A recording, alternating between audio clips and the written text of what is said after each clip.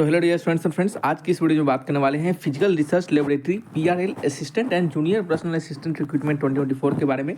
तो पीआरएल के रिगार्डिंग दो रिक्रूटमेंट है, एक असिस्टेंट का है और दूसरा है जूनियर पर्सनल असिस्टेंट का। ठीक है, दोनों के रिगार्डिंग जो सैलरी लेवल है लगभग सेम है। दोनों के रिगार्डिंग एजुकेशन क्वालिफिकेशन क्या मांगा गया है, सिलेक्शन प्रोसेस कैसे रहने वाला है, आपका एज लिमिट क्या मांगा गया है, एजुकेशन क्वालिफिकेशन क्या रहने वाला है, सिलेबस क्या रहेंगे एग्जामिनेशन के, तमाम जानकारी को देंगे। सैलरी कितनी मिलेगी, तो वीडियो पे बने रहिएगा और कंप्लीट वीडियोस को वॉच कीजिएगा। यदि कोई भी डाउट होगा तो हमसे कमेंट बॉक्स में लिखकर बिल्कुल पूछ सकते हैं। स्टूडेंट्स सभी दोस्तों भाइयों से यह भी बता दें कि वीडियोस अच्छा लगे, इन्फॉर्मेटिव लगे तो वीडियोस को लाइक एंड सब्सक्राइब जरूर करें, दोस्तों में भी शेयर करें ताकि उन्हें भी इसके बारे में कंप्लीट इन्फॉर्मेशन मिल सके। तो चलिए बढ़ते हैं ऑफिशियल नोटिफिकेशन की ओर और वहाँ जाके कंप्लीट डिटेल्स को देते हैं। तो स्टूडेंट्स आप सभी लोग देख रहे होंगे, यह आपका ऑफिशियल नोटिफिकेशन है जो कि आपके पीआरएल के द्वारा जारी किया गया है। यहाँ पर अगर देखेंगे तो दो प्रकार के रिक्रूटमेंट है, एक असिस्टेंट है, दूसरा जूनियर पर्सनल असिस्टेंट है। इसके रिगार्डिंग स्टूडेंट्स आपका फॉर्म भरने का जो डेट है वो क्या रखा गया है, पहले वह समझ लेते हैं। फॉर्म भरने का डेट जो है वो 9/3/2024 से लेकर 31/3/2024 तक इस फॉर्म को भरा जाएगा। इस डेट के बीच में अपने फॉर्म को भर लेना है। अब बात करते हैं स्टूडेंट्स यहाँ पे वैकेंसी के बारे में। तो कैटेगरी जो है वैकेंसी जो है वो क्या क्या है उसको समझ लेते हैं। तो यहाँ पे देख सकते हैं आपका असिस्टेंट का 10 वैकेंसी है टोटल, और उसका कैटेगरी वाइज वैकेंसी भी यहाँ से चेक कर सकते हैं, अनरिजर्व, ओबीसी, एसटी, एससी का। और जो आपका दूसरा जो है आपका पर्सनल जूनियर पर्सनल असिस्टेंट का, उसके रिगार्डिंग 6 वैकेंसी है जो कि आप यहाँ से चेक कर सकते हैं। इसके रिगार्डिंग स्टूडेंट्स एजुकेशन क्वालिफिकेशन में क्या मांगा गया है उसको समझ लेते हैं। एजुकेशन क्वालिफिकेशन में आपका सिंपल ग्रेजुएशन पास होना चाहिए किसी भी यूनिवर्सिटी से, ठीक है। और इसके साथ साथ आपके पास आपका जो कंप्यूटर में आपका नॉलेज होना चाहिए, यानी कंप्यूटर में प्रोफिशिएंसी होना चाहिए, ठीक है। साथ ही साथ आपका जो दूसरा आपका वैकेंसी है जो जूनियर पर्सनल असिस्टेंट का है, उसके रिगार्डिंग यहाँ पे मिनिमम 60% मार्क्स आपका होना चाहिए ग्रेजुएशन की डिग्री में। एंड साथ ही साथ आपके पास 60 शब्द यानी 60 वर्ड, मिनिमम ऑफ 60 वर्ड पर मिनट का इंग्लिश में स्टीनोग्राफी आना चाहिए और कंप्यूटर में प्रोफिशिएंसी होना चाहिए, ठीक है। या फिर दूसरे जूनियर पर्सनल असिस्टेंट के लिए ये होना चाहिए, या फिर दूसरा और करके देखिएगा, या फिर आपके पास यदि डिप्लोमा इन कमर्शियल और सेक्रेटेरियल प्रैक्टिस है 60% मार्क्स के साथ, तो भी आप इसके लिए एलिजिबल है। और साथ ही साथ आपके पास कंप्यूटर का और स्टीनो टाइपिंग आपको आना चाहिए, ठीक है। एंड क्या लिखा गया है, मिनिमम 60 वर्ड पर मिनट का इंग्लिश स्टीनोग्राफी और कंप्यूटर का प्रोफिशिएंसी, वो तो यहाँ पे मांगा गया है, ठीक है। तो यहाँ पे समझ लीजिएगा, दो आपके एजुकेशन क्वालिफिकेशन में दोनों पोस्ट के रिगार्डिंग अलग अलग है। पहले पोस्ट के रिगार्डिंग आपका सिर्फ ग्रेजुएशन मांगा गया है, दूसरे पोस्ट के रिगार्डिंग यदि आपने डिप्लोमा भी कर रखा है कमर्शियल और सेक्रेटेरियल प्रैक्टिस में तो आप इसके लिए एलिजिबल होंगे। स्टूडेंट्स बात करते हैं यहाँ पे, पहला जो है जो आपका ग्रेजुएशन है स्टूडेंट्स वो किसी भी स्ट्रीम में आपने कर रखा है तो यहाँ पे एलिजिबल है। स्टूडेंट्स अब बात करते हैं यहाँ पे सिलेक्शन प्रोसेस जो होगा वो किस प्रकार से होगा। अगर आप दोनों को देखेंगे तो selection process written examination plus computer skill test जो होगा उसके आधार पर यहाँ पे सिलेक्शन प्रोसेस रहने वाला है दोनों के लिए, दोनों पोस्ट के लिए। अब हम आपको थोड़ा सा एज लिमिट के बारे में समझाने का प्रयास करेंगे कि एज लिमिट यहाँ पे क्या मांगे गए हैं। एज लिमिट को थोड़ा सा जल्दी से समझ लेते हैं। आपका एज लिमिट जो है वो 18 से आपका 28 ईयर का मिनिमम एज लिमिट होना चाहिए।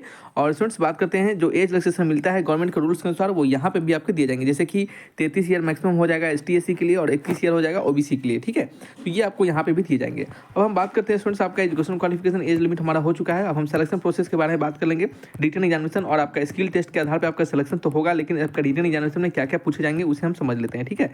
तो देखिएगा, जो आपका एग्जामिनेशन पैटर्न है रिटन एग्जामिनेशन का, उसमें आपका जनरल इंग्लिश, आपका क्वांटिटी एप्टीट्यूड, फिर जनरल इंटेलिजेंस, रीजनिंग और जनरल नॉलेज रिलेटेड प्रश्न पूछे जाएंगे, ठीक है। टोटल 120 मिनट का समय दिया जाएगा आपको, और ऑब्जेक्टिव टाइप के प्रश्न होंगे और प्रत्येक के 1 नंबर दिए जाएंगे। और स्टूडेंट्स आपका जो प्रत्येक गलत मार्क्स के 0.25 यानी 1/4 मार्क्स डिडक्ट किए जाएंगे। स्टूडेंट्स सिलेबस को भी आप यहाँ पे चेक कर पाएंगे, सभी सिलेबस यहाँ पे देख सकते हैं, दर्शा दिए गए हैं, सिलेबस को आप यहाँ पे चेक कर सकते हैं। और स्किल टेस्ट में स्टूडेंट्स आपका MS वर्ड का आपका 35 मार्क्स का होगा, जो कि आपका इन सभी से रिलेटेड आपके कंप्यूटर स्किल से रिलेटेड प्रश्न पूछे जाएंगे। जैसे हमने कहा है आपको कंप्यूटर प्रोफिशिएंसी जो है उसमें आपका ये सभी से रिलेटेड प्रश्न पूछे जाएंगे। MS एक्सेल से प्रश्न होंगे, MS पावर पॉइंट से प्रश्न होंगे, ठीक है।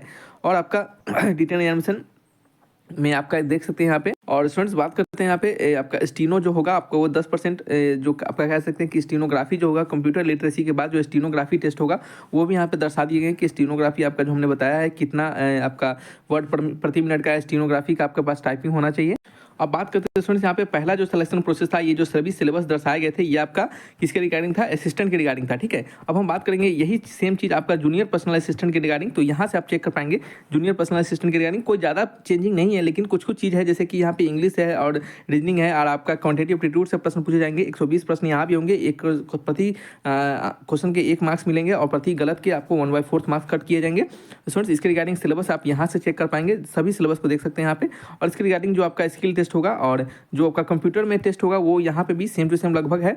और यहाँ पे स्किल टेस्ट जो होगा आपका जो 300 वर्ड प्रति मिनट का शॉर्ट हैंड टेस्ट होगा और 60 वर्ड प्रति मिनट आपका होना चाहिए, टोटल 300 वर्ड का लिया जाएगा। और स्टूडेंट्स यहाँ पे इसके बाद आपका क्या होगा, जो स्टेनोग्राफी होगा और आपका जो टोटल सिलेक्शन प्रोसेस होगा वो आपको यहाँ पे समझ में आ गया होगा। ठीक है, तो यहाँ पे क्या क्या होगा एक सरल भाषा में बता दें तो रिटन टेस्ट होगा, रिटन टेस्ट के बाद आपका क्या होगा स्टेनोग्राफी होगा, और फिर क्या होगा आपका इसमें कंप्यूटर एफिशिएंसी टेस्ट भी होगा। कंप्यूटर प्रोफिशिएंसी में आपको जो सभी MS वर्ड MS एक्सेल के बारे में बताया गया है उन सभी से रिलेटेड प्रश्न होंगे, और स्टीनो होगा और फिर टाइपिंग होगा। ठीक है, ये सभी आपके पूरा टोटल आपका सिलेक्शन प्रोसेस का यहाँ पे क्राइटेरिया रहेगा। पहले रिटन एग्जामिनेशन में निकाल लेंगे आप, तभी आपको स्किल टेस्ट के लिए बुलाया जाएगा। तो पहले रिटन एग्जामिनेशन के लिए अच्छे से प्रैक्टिस करते रहिए।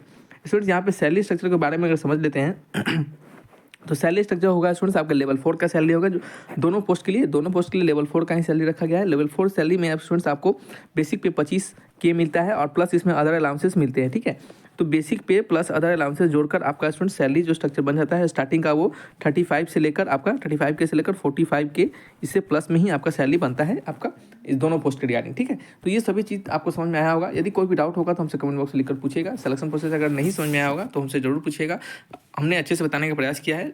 अगर आपको कोई डाउट हो तो कमेंट बॉक्स लिखकर बिल्कुल पूछिएगा। Thanks for watching.